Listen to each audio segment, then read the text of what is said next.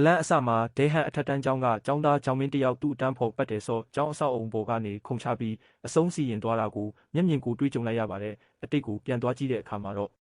အစားထိုးဆရာမတယောက်အပေါ်ရိုင်းရိုင်းဆိုင်ဆိုင်လုပ်ခဲ့တဲ့ကျောင်းတွဲဖက်လူမိုက်ဂျွန်ချောင်းကိုဒဲဆော့ကဝင်တားခဲ့ရာကနေဆက်လာပါအဲ့ဒီနောက်ပိုင်းမှာတော့ဂျွန်ချောင်းနဲ့သူ့အပေါင်းပါတွေကဒဲဆော့ကိုတကြောင်လုံးရဲ့အပေခံဖြစ်အောင်လုပ်ပြီးဝိုင်းဝန်းအနိုင်ကျင့်ကြပါတော့တယ်ကျောင်းမင်းကဆရာတွေကိုတိုင်ဖို့လုပ်ခဲ့ပေမဲ့ဆရာတွေကိုယ်တိုင်ကလည်းဂျွန်ချောင်းနဲ့သူ့ရဲ့အရှိန်ဝါကြီးတဲ့နိုင်ငံရေးသမားအဖေကိုကြောက်နေကြရတာပါဒဲဆော့တေဆုံးသွားပြီးနောက်ရဲတွေရောက်လာတဲ့အခါမှာတော့ကျောင်းမင်းကအနိုင်ကျင့်တဲ့သူတွေအဖမ်းခံရလိမ့်မယ်လို့မျှော်လင့်ခဲ့ပေမဲ့တကယ်တမ်းတော့ဘာမှမထူးခြားခဲ့ပါဘူး။ဂျွန်ချောင်းတို့အဖွဲ့ကဆက်ပြီးတောင်းကျမ်းနေစေဖြစ်ပြီးကျောင်းမင်းလည်းအရင်လိုပဲအပေခံပြန်ဖြစ်သွားပါတယ်။စိတ်တက်ကြလွန်လို့ကိုအဆုံးစီရင်ဖို့အထိကြံစီခဲ့ပေမဲ့ကြောက်စိတ်ကြောင့်ရှေ့မဆက်ရဲခဲ့ပါဘူး။တနေ့မှာတော့ဂျွန်ချောင်းရဲ့တငယ်ချင်းကွမ်ဆူကကျောင်းစင်ကြံလမ်းမှာကျောင်းမင်းကိုအပျော်သဘောနဲ့လူမဆန်စွာဝိုင်းရိုက်နှက်နေတာကိုတခြားကျောင်းသားတွေကမမြင်ချင်အောင်ဆောင်နေကြပါတယ်။အဲ့ဒီအချိန်မှာဟွာချင်း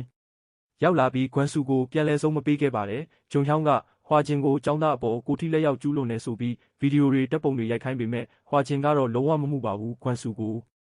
နောက်တစ်ခါထပ်မံရိုက်နှက်ပြီးနောက်သူ့ကိုယ်သူကိုရီးယားပညာရေးအခွင့်အရေးကာကွယ်စောင့်ရှောက်ရေးဗျူရို RP ကစစ်ဆေးရေးမှုတယောက်ဖြစ်ကြောင်းမိတ်ဆက်လိုက်ပါတယ်ပြီးတော့ကျောင်းအုပ်ကြီးနဲ့ဆရာတွေဟာဒဲဆော့ရဲ့အမှုမှန်ကိုဖုံးကွယ်ဖို့ရဲတွေကိုလက်ထိုးခဲ့တယ်လို့ဖွင့်ချလိုက်ပါတယ်ဒီဗျူရိုဟာကျောင်းတွင်းအနိုင်ကျင့်မှုတွေကိုကင်တွယ်ဖို့အသစ်ဖွဲ့စည်းထားတာဖြစ်ပြီးလူမိုက်တွေကိုသူ့စိတ်ကြိုက်အပြစ်ပေးပိုင်ခွင့်အပြည့်အဝရှိတယ်လို့ကြေညာလိုက်ပါတယ်ကျောင်းအုပ်တစ်ကင်ကတော့ဂျွန်ဟောင်းရဲ့အဖေလွှတ်တော်အမတ်ကွမ်ဘီရွေးကောက်ပွဲနိုင်ရင်ကျောင်းအတွက်အကျိုးရှိမှာမို့ဟွာချင်းကိုလက်ဆောင်ဖို့တောင်းပန်ပေမဲ့ဟွာချင်းကညှင်းပယ်ပြီးဒဲဆော့ရဲ့အတန်းမှာအတန်းပိုင်ဆရာဖြစ်ဝင်ရောက်တာဝန်ယူလိုက်ပါတယ်အတန်းထဲမှာကျောင်းသားတစ်ယောက်ကဒဲဆော့တေဆုံးမှုကိုပြက်လုံးလုံးပြောင်တဲ့အခါဟွာချင်းကချက်ချင်းပညာပေးလိုက်ပြီးအတန်းလုံးကိုထွိုင်းခပ်ပလန့်ပုံစံနဲ့ပြစ်ဒဏ်ပေးပါတယ်ဂျွန်မြောင်းကကန့်ကွက်ပေမဲ့ဟွာချင်းရဲ့ချင်းချောက်ရိုက်နှက်မှုကြောင့်မနေတာပဲလိုက်လို့ရပါတယ်နေ့လယ်စာစားချိန်မှာလည်းတန်းစီတာကိုဖျက်ညက်ကလုပ်တဲ့ဂျွန်ချောင်းကိုဟွာချင်းကတားဆီးခဲ့ပါတယ်ဂျွန်ချောင်းကစိတ်ဆိုးပြီးဟင်းတွေကိုလက်နဲ့မွေညစ်ပတ်အောင်လုပ်တဲ့အခါဟွာချင်းကကန်ကြောက်ပြီးမျက်နှာကိုကြမ်းတိုက်ဖက်နဲ့ပုတ်ကာကန်တင်းတစ်ခုလုံးကိုတန်ရှင်းရေးလုပ်ခိုင်းလိုက်ပါတယ်ညနေပိုင်းမှာဂျွန်ချောင်းကအတန်းတန်ရှင်းရေးမလုပ်ဘဲအိမ်ပြန်ပြေးတဲ့အတွက်ဟွာချင်းကအိမ်ထိလိုက်သွားပြီးသူ့အဖေခွမ်ပီကိုဂျွန်ချောင်းရဲ့တောင်းကျမ်းမှုတွေအကြောင်းပြောပြပါတယ်ဂျွန်ချောင်းကသူ့ကိုဆရာကတိတ်ဆက်နေတာပါလို့လိန်ညာပြီးသူ့အဖေကဟွာချင်းကိုတတိပေးပေမဲ့ဟွာချင်းကတော့ဂယုမစိုက်ပါဘူးနောက်ရက်မှာဟွာချင်းကဂျွန်ချောင်းကိုကျောင်းစီပြန်ဆွဲခေါ်လာပြီးအိမ်သာစီးခိုင်းပါတယ်ဂျွန်ချောင်းကလည်းဟွာချင်းကိုအကွက်ဆင်ဖို့အိမ်သာခွက်နဲ့သူ့ကောင်းသူရိုက်ခွဲပစ်လိုက်ပါတယ်နောက်တနေ့မှာတော့လွှတ်တော်အမတ်ကွမ်ပီကအကျောင်းကိုရောက်လာပြီးဝင်ကြီးချွဲကန်ဆော့အပ်ကိုတီထောင်သူကိုပါခေါ်ယူကဟွာချင်းကသူ့သားကိုရိုက်နှက်ပါတယ်ဆိုပြီးဆွဆွဲပါတော့တယ်ဒါပေမဲ့ဟွာချင်းကညှင်းဆိုခဲ့ပြီးကွမ်ပီရဲ့အာဏာကိုလုံးဝမကြောက်ကြောင်ပြသခဲ့ပါတယ်ဒီအချိန်မှာဂျွန်ချောင်းရဲ့တငယ်ချင်းတွေကဂျောင်မင်းဟာသူတို့ကိုဗျူရိုစီတိုင်တန်းတယ်လို့ထင်ပြီးဝိုင်းရိုက်ကြပြန်ပါတယ်ဂျောင်မင်းတယောက်စိတ်ပြက်ပြီးအဆောက်အုံပေါ်ကခုန်ချဖို့ကြိုးစားချိန်မှာဟွာချင်းကအချိန်မီကဲတင်နိုင်ခဲ့ပါတယ်ဟွာချင်းကဂျောင်မင်းကိုအရှုံးမပေးဘဲစက်တိုက်ပွဲဝင်ဖို့မိဘဒါမှမဟုတ်ဆရာတွေကိုရင်ဖွင့်ဖို့အားပေးပါတယ်ဒါပေမဲ့ဂျောင်မင်းကဂျွန်ချောင်းတို့ရဲ့အာဏာကကြပြီးမှလုံးလို့ကြောက်နေမိစေပါ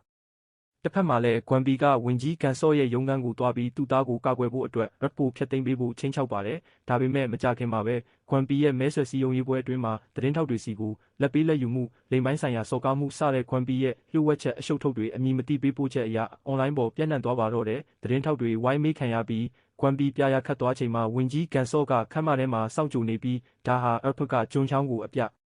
ဖြစ်ပေးဖို့အတွက်သူ့ရဲ့လျှို့ဝှက်ချက်တွေကိုဖော်ထုတ်လိုက်တာမှန်ကွမ်ပီရိပ်မိသွားပါတဲ့အကျိုးဆက်အနေနဲ့ကွမ်ပီရဲ့ဂုံတိတ်ခါတွေကျဆင်းပြီးအဖမ်းခံလိုက်ရတယ်လို့ဂျွန်ချောင်းရဲ့တဲဆော့ကိုတေချောင်းကြံစီစေခဲ့တဲ့ကျောင်းရင်းအနိုင်ကျင့်မှုတွေလည်းလူသိရှင်ကြားပေါ်ပေါက်သွားပါတဲ့ကျောင်းပြန်ရောက်တဲ့အခါအဖေဖြစ်သူအာနာပြုတ်သွားတဲ့ဂျွန်ချောင်းဟာအခုခါမှာတော့တကျောင်းလုံးရဲ့အပေခံအသစ်ဖြစ်သွားပါတော့တယ်ဂျောင်မင်းကတဲဆော့အတွက်ဘာမှမလုပ်ပေးနိုင်ခဲ့လို့နောက်တရနေချိန်မှာဟွာချင်းကဒါဟာမင်းအပြစ်မဟုတ်ပဲ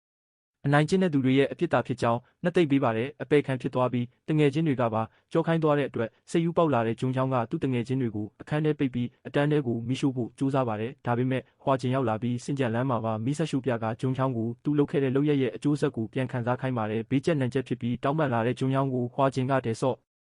တေချောင်းကြံစီတုံးကအခြေအနေကိုပြန်အမှတ်ရစေပါတယ်အတိတ်ကဖြစ်ရမှန်မှာတော့ဒဲဆော့နဲ့သူ့အဖေဟာဂျွန်ချောင်းကိုကျောင်းမှာတိုင်ချက်ဖွင့်ခဲ့ပေမဲ့ကျောင်းကလိလူရှုခဲ့တာပါဒါအပြင်ကွမ်ပီရဲ့အာဏာနဲ့ဖိနှိပ်မှုကြောင့်ဒဲဆော့အဖေရဲ့စီးပွားရေးလုပ်ငန်းလည်းပျက်စီးခဲ့ရပါတယ်ဒါကြောင့်ဒဲဆော့ကသူ့အဖေအတွက်ဝင်ထုတ်ဝင်ပိုးမဖြစ်ချင်တော့လို့အဆုံးစီရင်သွားခဲ့တာဖြစ်ပါတယ်